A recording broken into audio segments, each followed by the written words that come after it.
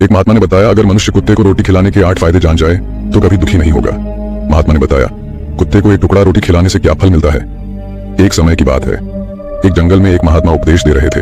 तभी सबल नाम के शिष्य ने पूछा, गुरुदेव, मेरे मन में एक प्रश्न उठ रहा है। महात्मा ने कहा, भन्नते निसंकोच होकर पूछो, आपके मन में वह कौन सा प्रश्न उठ रहा है। तब सबल ने कहा, गुरुदेव, मैं यह जानना चाहता हूँ कि कुत्ते को एक टुकड़ा रोटी खिलाने से मनुष्य को कौन सा फल मिलता है। तभी महात्मा ने कहा, बनते कुत्ते को एक टुकड़ा रोटी खिलाने से मनुष्य को 8 फायदे होते हैं तथा जो भी मनुष्य इन फायदों के बारे में जान जाता है उसका जीवन धन्य हो जाता है और उसको जीवन में कभी दुखों का सामना नहीं करना पड़ता है।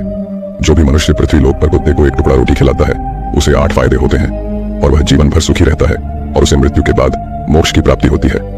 महात्मा ने कहा, अक्सर मनुष्य कई मौकों पर कुत्ते का नाम लिया करते हैं। किसी को गाली देते समय भी मनुष्य की जुबान पर कुत्ते का नाम आता है। मनुष्य गाली आदमी को देता है परंतु नाम कुत्ते का बदनाम होता है। तो क्या कुत्ते का जीवन इतना गया गुजरा है। भगवान बुद्ध ने कहा, एक समय की बात है, एक काले रंग का कुत्ता था। वह बहुत ही लाचार था और भूखा प्यासा था। वह गांव में सभी के घर घर जाता था परंतु उसे कोई भी व्यक्ति रोटी का एक टुकड़ा भी नहीं देता था। वह भूख के मारे इधर उधर घूमता रहता। एक दिन वह गांव के बाहर नदी के किनारे एक ऋषि के आश्रम पर पहुंच गया और ऋषि से कहने लगा, हे मुनिवर, मुझे लगता है आप बहुत ही विद्वान तथा ज्ञानी हैं, इसलिए मैं भूखा प्यासा आपके पास आया हूँ। कृपा करके आप मुझे एक टुकड़ा रोटी का दे दीजिए जिसे मैं खाकर अपनी भूख को शांत कर लूं। तभी वह ऋषि कहता है, हे स्वान, क्या तुम्हें गांव में एक टुकड़ा रोटी का किसी ने नहीं दिया जिसे तुम खाकर अपनी भूख मिटा सको। महात्मा ने कहा, बनते वह कुत्ता ऋषि से कहता है, हे मुनिवर, मैं आपको क्या बताऊं, आप मेरी बातों पर विश्वास नहीं करोगे।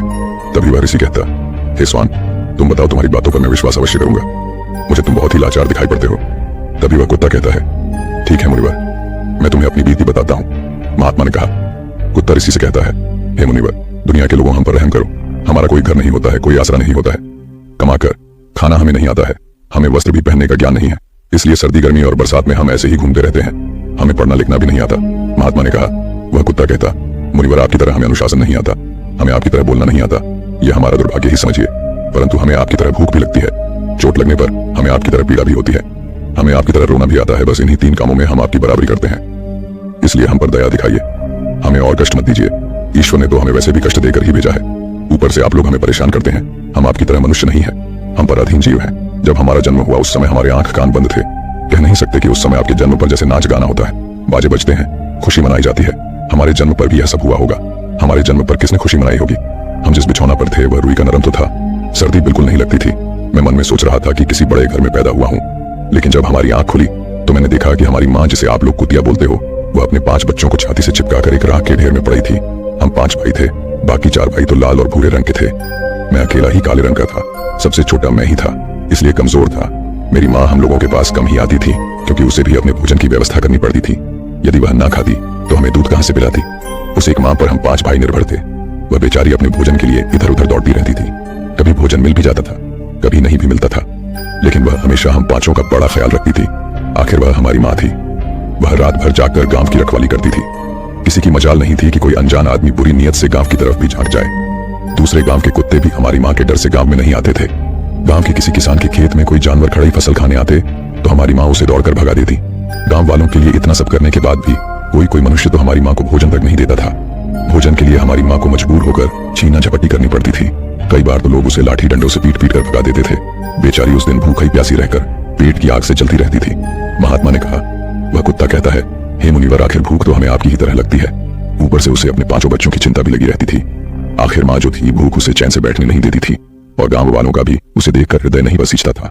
तो बेबस होकर उन लोगों के घरों में चोरी से घूमना पड़ता था और खाने की कोई चीज मिल जाती तो उसे खाकर अपने पेट की आग बुझा लेती थी। कई बार तो लोग उसे खाने की वस्तु ले जाते हुए देखते तो लाठी डंडे लेकर उसके पीछे पड़ जाते। कुछ निर्दय लोग तो कई बार उसे घर के अंदर बंद करके पीटते थे, हमारी माँ का बुरा हाल कर देते थे। फिर वह कुत्ता ऋषि से कहता है, हे मुनिवर, हमारी माँ ने क्या बिगाड़ा था। उसने सिर्फ अपने पेट के लिए भोजन ही तो चुराया था। चोरी करने का हमें कोई शौक नहीं है, पर पापी पेट हमें यह सब करने के लिए मजबूर कर देता है। एक दिन की बात है, बड़ी जोरदार बरसात हुई, ओले पड़े थे, ठंडी हवा चल रही थी। उस ठंड में ठिठुरकर हमारे 3 भाई मर गए। उस दिन हमारी माँ बहुत रोई थी, लेकिन मनुष्य हमारी पीड़ा को नहीं समझे क्योंकि उसके बच्चे थोड़े ही मरे थे। फिर वह कुत्ता कहता है, हे मुनिवर, अब हम सिर्फ 2 भाई रह गए थे। हमारी माँ हम दोनों की अच्छे से देखभाल करने लगी थी। फिर एक दिन उसी गांव में ठाकुर साहब के घर पर दावत चल रही थी और अनेक प्रकार की मिठाइयां बन रही थी। ठाकुर साहब के घर काफी मेहमान आए हुए थे। हमारी माँ कुछ खाने की तलाश में बार बार उधर जाती, लेकिन लोग उसे दुत्कार कर भगा देते थे। किसी को उस पर इतना भी तरस नहीं आया कि एक रोटी उस बेचारी को खाने को फेंक दे। एक रोटी से उनका क्या बिगड़ जाता। मेरी माँ बार बार जाती और वहीं खड़ी खड़ी देखती रहती थी। ठाकुर साहब के आंगन में दावत खाने का सिलसिला चालू हुआ। भोजन परोसा जाने लगा। मेरी माँ भी वहीं जाकर पूछे लाने लगी। खाना परोसने वाला आदमी जब किसी काम से भीतर गया तो मेरी माँ दबे पांव रोटी लेने को चल पड़ी। फिर दूसरे आदमी ने मेरी माँ को जाते हुए देख लिया तो चारों ओर से लोग चिल्ला चिल्लाकर उसकी तरफ भागे। मेरी माँ उनकी चीख सुनकर घबरा गई। 2-3 आदमी लाठी लेकर उसके पीछे बड़ी बेहरमी से दौड़े। मेरी माँ वहां से घबराकर भागने लगी, परंतु उसे वहां से निकलने का कोई रास्ता नहीं मिला क्योंकि सामने से लोग लाठी डंडे लेकर आ रहे थे। तभी मेरी माँ वहां पर जो लोग भोजन कर रहे थे उनको लांघ कर निकल गई। महात्मा ने कहा, आगे वह कुत्ता कहता है, हे मुनिवर, मेरी माँ अपने निकलने पर इतनी हैरान नहीं थी जितनी कि उन लोगों को देखकर हुई थी जो वहां पर दावत खा रहे थे। वह सब उठकर खड़े हो गए। उन्होंने भोजन करना छोड़ दिया और कहने लगे कि कुतिया के लांघ जाने के कारण भोजन भ्रष्ट हो गया है। सब एक दूसरे से विचार विमर्श कर रहे थे कि अब क्या किया जाए, खाना तो सब खराब हो गया। फिर ठाकुर साहब फूट फूट कर रोने लगे। कुछ लोग तो यह भी कह रहे थे कि भाई, कुतिया के लांघने से भोजन खराब कैसे हो गया, उसने खाने में या पतलों में मुंह थोड़ी डाला है, सिर्फ ऊपर से लांघ कर ही तो गई है। और कहने लगे, शहरों में तो लोग कुत्ते को पालकर घर के अंदर सुलाते भी हैं और खिलाते भी हैं, तो इसमें कोई बुरी बात नहीं है। अगर कुतिया लांघ कर गई है तो भोजन खराब नहीं हुआ है। लेकिन उनमें से कुछ लोग बड़े घरों से ताल्लुक रखते थे, उन्होंने एक भी नहीं चलने दी। कह रहे थे कि भोजन तो भ्रष्ट हो गया है, यह हमारे खाने के लायक नहीं है। आखिरकार उन्हीं की बात मानी गई। अब तो वह सारा भोजन गरीबों में बांट दिया गया। उस दिन तो मेरी माँ को खूब पेट भर के खाना मिला था। ऐसा सुख उसने जीवन में कभी नहीं पाया था, लेकिन वह सुख उसके लिए बड़ी मुसीबत बन गया। वह भोजन करके वहां आराम से लेटी ही थी। उतने में वह ठाकुर डंडा लेकर वहां आ पहुंचा और उसे बुरी तरह से पीटने लगा। उसे बाहर भागने का भी कोई अवसर नहीं मिल पाया। डंडों की चोट से वह बुरी तरह से चिल्लाने लगी। माँ का विलाप सुनकर पत्थर भी पसीज जाता है, पर उस निर्दय को उस पर जरा भी रहम नहीं आया। वह उसे कठोरतापूर्वक पीटता रहा। माँ का वह सौर पूरे गांव में सुनाई दे रहा था। तब कुछ लोग आए और उसे समझाते हुए बोले, ठाकुर साहब, जाने दो, भूख में तो आदमी की भी बुद्धि भ्रष्ट हो जाती है। ये तो एक पशु है, इसे अच्छे बुरे का क्या ज्ञान। अब इसे मारकर आपको क्या मिलेगा? जो होना था सो हो गया।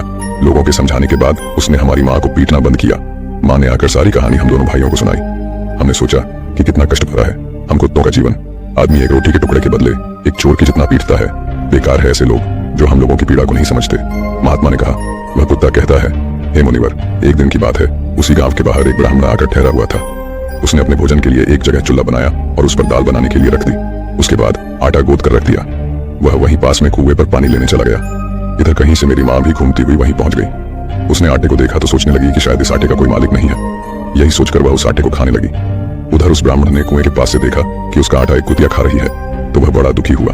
वह बेचारा रोने लगा क्योंकि वह भी 2 दिनों का भूखा और थका हुआ था। कुछ लोगों ने उससे कहा, अरे ब्राह्मण देवता, इस कुतिया ने तुम्हारा भी आटा बिगाड़ दिया।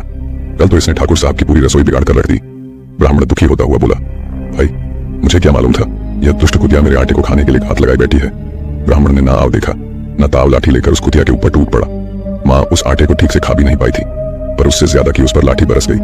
महीनों तक मेरी माँ लड़खड़ाते हुई घूमती रही। तब उस दिन समझ में आया कि आदमी कितना खुदगर्ज है। हम उसका कोई भी कार्य करते हैं तो भी वह हमें नहीं समझता। आगे वह कुत्ता कहता, हे मुनिवर, हमारी कमी यह है कि हम उन्हीं मतलबी इंसानों के अधीन रहना चाहते हैं जो हमें कष्ट देता है, जो हमें प्यार से खिलाता है। हम उसके कितने काम आते हैं ये उन्हें नहीं पता। उनके घर की रखवाली तो करते ही हैं, साथ ही साथ और भी बहुत सारे लाभ हैं जिन्हें मनुष्य नहीं जानता। महात्मा ने कहा, यदि मनुष्य कुत्ते को रोटी खिलाने के फायदे जान जाए तो अपने जीवन में होने वाले नुकसान से बच सकता है। आज मैं आपको बताऊंगा कुत्ते को रोटी खिलाने के 8 फायदे। मनुष्य को पता नहीं है कि जब भी घर में रोटी बनाई जाती है तो सबसे पहली रोटी गौ माता की होती है और पिछली रोटी कुत्ते की होती है। महात्मा ने कहा, ऐसा ही विधान भगवान ने बनाया था, लेकिन भगवान के बनाए उस विधान को भूलकर मनुष्य अगली और पिछली रोटी स्वयं ही खा जाता है। इसका दुष्प्रभाव उसके जीवन पर पड़ता है। कुत्ता वह प्राणी है जिसको रोटी खिलाने से मनुष्य के जीवन में पड़ने वाले ग्रहों के दोष भी दूर हो जाते हैं। महात्मा ने कहा, कुत्ते को रोटी खिलाने का पहला फायदा, कुत्ते को रोटी खिलाने से शनि का नकारात्मक प्रभाव कम हो जाता है। शनि ग्रह जब अपनी कुदृष्टि डालता है तो हर मनुष्य बर्बाद हो जाता है। जिस व्यक्ति पर उनकी महादशा का आरंभ हो जाता है तो बने बनाए काम अपने आप बिगड़ने लगते हैं और वह मनुष्य आर्थिक तंगी का शिकार हो जाता है। उस स्थिति में व्यक्ति यदि कुत्ते को रोटी खिलाता है तो उस पर शनि का दुष्प्रभाव बहुत ही कम हो जाता है। कुत्ते को रोटी खिलाने का दूसरा फायदा, कुत्ते को रोटी खिलाने से भाग्य आपके पक्ष में हो जाता है। आपके घर के अंदर नकारात्मक शक्ति नष्ट हो जाती है। कुत्ते को रोटी खिलाने का तीसरा फायदा, कुत्ते को रोटी खिलाने से माता लक्ष्मी प्रसन्न हो जाती है और आपके घर में धन दौलत की कभी कमी नहीं रहती है। कुत्ते को रोटी खिलाने का चौथा फायदा, कुत्ते को रोटी खिलाने से आपके ऊपर कर्ज नहीं चढ़ता और जो पहले से आप कर्जदार हैं उससे भी मुक्ति मिल जाती है कुत्ते को रोटी खिलाने का। 5वां फायदा, कुत्ते को सुबह शाम भोजन देने से आपका व्यापार बहुत अच्छे से चलता है। कुत्ते को रोटी खिलाने का 6ठा फायदा, कुत्ते को रोटी देने से आपकी आयु में वृद्धि होती है और अटका हुआ धन वापस मिल जाता है। कुत्ते को रोटी खिलाने का 7वां फायदा, कुत्ते को रोटी देने से हमेशा आपका स्वास्थ्य अच्छा बना रहता है। और मानसिक रूप से आप मजबूत रहते हैं। आपका मन हमेशा ऊर्जावान रहता है। अच्छे विचार आपके मन के अंदर आते हैं। कुत्ते को रोटी खिलाने का 8वां फायदा। कुत्ते को रोटी खिलाने से भगवान प्रसन्न रहते हैं, क्योंकि भगवान को समस्त जीवों की चिंता रहती है, और जो समस्त जीवों पर दया दिखाता है, भगवान भी उस मनुष्य से हमेशा प्रसन्न रहते हैं। भगवान की कृपा सदैव उस परिवार पर बनी रहती है। आपने अपने बुजुर्गों से सुना होगा, कहते हैं कि जब कुत्ता रोता है तो अपशगुन होता है, कोई संकट आता है, किसी की मृत्यु होती है, इसलिए कुत्ते को कभी रुलाना नहीं चाहिए।